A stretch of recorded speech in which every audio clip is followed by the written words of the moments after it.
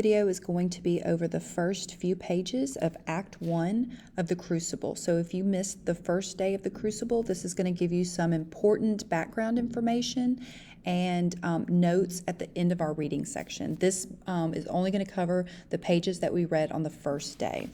All right, so for background information, the first thing you need to know is a little bit about Puritanism. Puritanism, just as a refresher from what we learned in history class, is a religious-based society. The minister of the church was considered not only just the head of the church, but also the head of politics. So there was no separation of church and state. So if you were the minister, you held a lot of political power as well. All right, our reverend in this book is Reverend Paris, and the play starts right in the middle of the action. Reverend Paris has been the minister to Salem for about 3 years. And when he came, he was not entirely welcomed by everybody, just because people in general don't like change. So he has had a hard time gaining the trust of his congregation. And now he feels like he's finally gained ground. However, now there's this incident, okay? And this is where the play starts.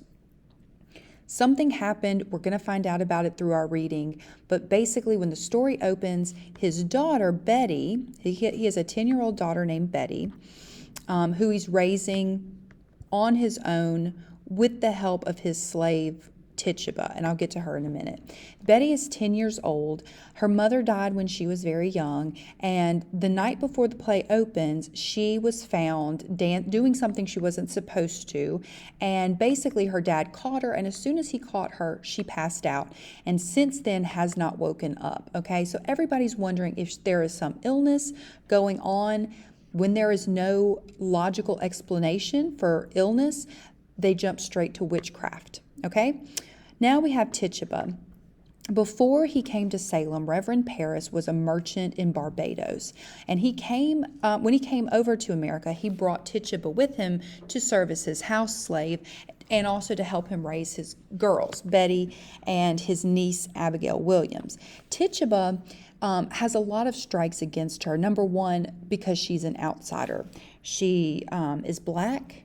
She comes from Barbados. She speaks a different language, and she has different cultural customs and religions. And the religion that she's coming from is like a voodoo-based religion, okay? So all of these differences make Tituba an excellent scapegoat, because when something goes wrong and there's no explanation for it, it's really easy to blame something on the person who fits in the least, right? All right, Abigail Williams. Notice that her last name is different from Reverend Paris and Betty Paris. She is Reverend Paris's niece. Her parents were killed when she was a child. They're killed in an Indian attack on their village. So when she was orphaned as a child, her uncle took her in. She's 17 years old. Her cousin Betty is 10 years old. Tituba is like a mother figure to both of them, because they both grew up without their mothers. All right, so let's get into the meat of the play. I'm going to follow this YouTube audio, and I am going to also follow along with the PDF file. If you'll notice that if you pull up your PDF on your computer, or you can just follow along with me, there is a lot of background information. Our author will stop every now and then throughout the play and give us some historical background information, and it's written here, and you'll see that it doesn't look like a play. It looks more like essay. There's paragraphs. There's no dialogue. Okay, so I am on the 3rd page of the PDF, and it starts right in the middle of the 2nd column with Reverend Paris. He's praying, and though we cannot hear his words, a sense of his confusion hangs about him. He mumbles and then seems about to weep. Then he does weep, then he prays again, but his daughter does not stir. The door opens, and his Negro slave enters. Tituba is in her 40s. Paris brought her with him from Barbados, where he spent some years as a merchant before entering the ministry. She enters as one does who can no longer bear to be barred from the sight of her beloved, but she's also very frightened, because her slave sense has warned her that, as always, trouble in this household eventually lands on her back. I put my trust in thee. Out of here. She'll be hearty soon. Oh, let me not be confounded, neither let mine enemies triumph over me. For all they that hope in thee. My Betty, she not gonna die. Out of here! Out of my sight! Out of my... Oh, my God. God, help me. Betty? Child? Dear child. Will you wake? Will you open up your eyes? Betty, little one. Uncle, Susanna Walcott's here from Dr. Griggs. Oh, let her come. Let her come. Susanna. What does the doctor say, child? He bid me tell you, Reverend Sir, that he cannot discover no medicine for it in his books. Then he must search on. Aye, sir, he have been searching his books since he left you, sir, but he bid me tell you that you might look to unnatural things for the cause of it.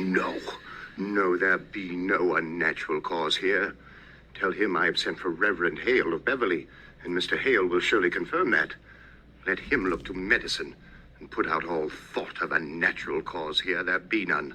Aye, sir, he bid me tell you. Speak nothing of it in the village, Susanna. Go directly home, child, and speak nothing of unnatural causes. Aye, sir.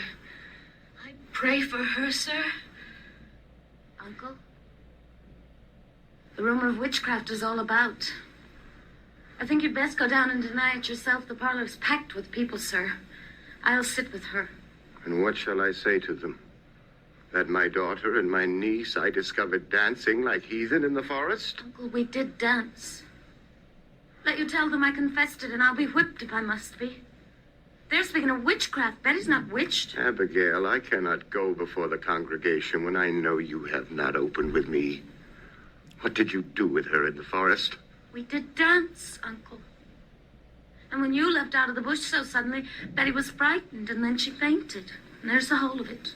Child, sit you down. I would never hurt Betty. I love her dearly. Now look you, Abigail, your punishment will come in its time.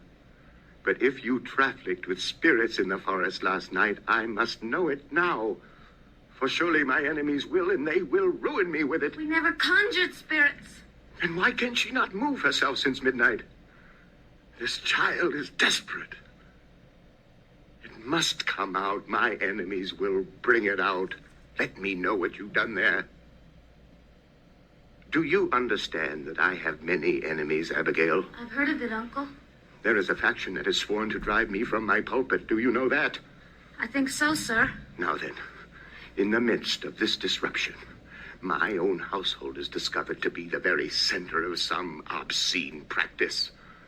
Abominations are done in the forest. For sport, Uncle. You call this sport? Abigail, if you know anything that may help the doctor, for God's sake, tell it to me. I saw Tituba waving her arms over that fire when I came on you. Why was she doing that? I heard a screeching and a gibberish coming from her mouth. She was swaying like a dumb beast over that fire. She always sings her Barbados songs, and we dance. Abigail, I cannot blink what I saw, for my enemies will not blink it. I saw a dress lying on the grass. A dress? Aye, a dress.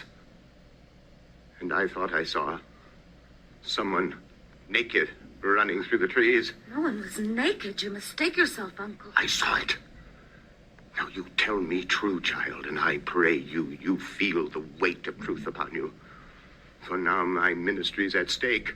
My ministry and perhaps your cousin's life. Whatever abominations you have done, give me all of it now, for I dare not be taken unaware when I go before them down there. There's nothing more. I swear it, Uncle.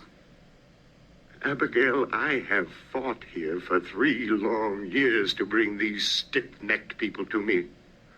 And now, just now, when some good respect is rising for me in the parish, you compromise my very character. I have given you a home, child. I have put clothes upon your back. Now you give me a bright answer. Your name in the town. It is entirely white, is it not? I'm sure it is, sir. There'd be no blush about my name. Is there any other cause than you have told me? for your being discharged from Goody Proctor's service? I have heard it said, and I will tell you as I heard it, that she comes so rarely to the church this year, for she will not sit so close to something soiled. What signified that remark? She hates me, Uncle. She must, for I would not be her slave. It's a bitter woman, a lying, cold, sniveling woman, and I will not work for such a woman. She may be.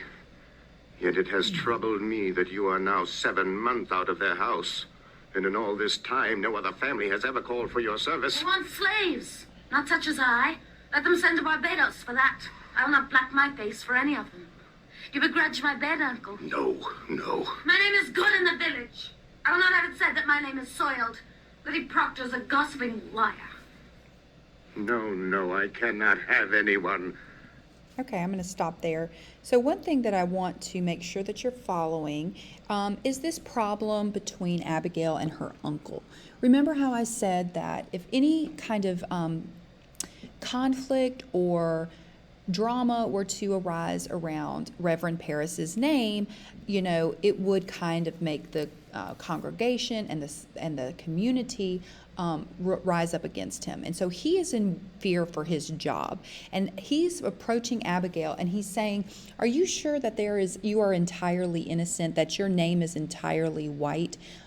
Because there have been rumors circulating that Goody Proctor, and we need to make sure that we know this footnote down here, that Goody is just a nickname for housewife. So it's like saying Mrs. Proctor, but Goody Proctor fired you and refuses to come to church because she can't stand to be anywhere near our family. Why is that? One thing that I need you to remember is that, Puritans felt very strongly that idleness was an easy way for the devil to get you and to tempt you into sin. And so everyone had to be busy all the time. Women had to be either working or praying or reading the Bible. And since Abigail is 17 years old, it was very common for girls to be employed with a family as like a housemaid. And so she was working for the Proctor family until she was suddenly fired. And in the 7 months since she's been fired, no other family in the town will hire her. So why is that? And Reverend Paris is kind of trying to get her to confess to something because he knows that she's guilty of something, but he just doesn't know what it is. And we'll find out about that soon. All right. Enter Mrs. Ann and Thomas Putnam. Why, Goody Putnam, come in. It is a marvel. It is surely a stroke of hell upon you. No, Goody Putnam, How high did she fly? How high? No. No, she never flew. Why, it's sure she did. Mr. Collins saw her going over Ingersoll's barn and come down light as a bird, he said. Now, look, you, Goody Putnam, she never... Oh, good morning, Mr. Putnam. There's a providence the thing is out now. There's a providence. Why, what's out, sir? What's... Why, her eyes is closed. Look you, Anne. That's strange. Ours is open. Your Ruth is sick? I'd not call it sick. The devil's touch is heavier than sick. It's death, you know. It's death driving into them forked and hoofed. Oh, I pray not. Why, how does Ruth ail? She ails as she must. She never waked this morning, but her eyes open and she walks. And she sees naught, hears naught, and cannot eat. Her soul is taken, surely. They say you've sent for Reverend Hale of Beverly. A precaution only. Mr. Hale has great experience in all demonic arts, and He I has thought... indeed. And found a witch in Beverly last year, and let you remember that. Now, Goody Ann, they only thought that were a witch, and I'm certain there'd be no element of witchcraft here. No witchcraft? Now, look you, Mr. Paris.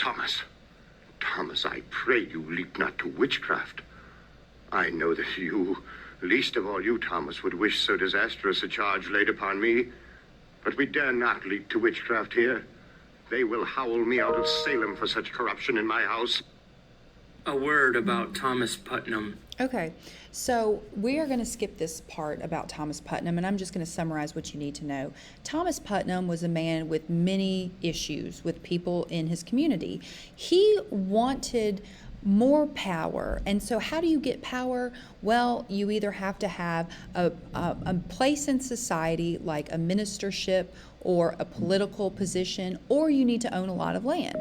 And Reverend and Thomas Putnam had neither one of those. Okay, so his brother-in-law was actually up for the position of minister. However, he lost to Reverend Paris. And so Thomas feels that his brother-in-law was cheated out of the race, out of the election. And so he feels very bitter towards Reverend Paris because he feels like his brother-in-law should be in that position, and he would have been able to pull himself up by association to higher political rank or higher up society's ladder by being related to his brother-in-law. Does that make sense? Okay, so we are going to stop here, and we are going to pick up at the top of this page, the top of page 836 for our next section.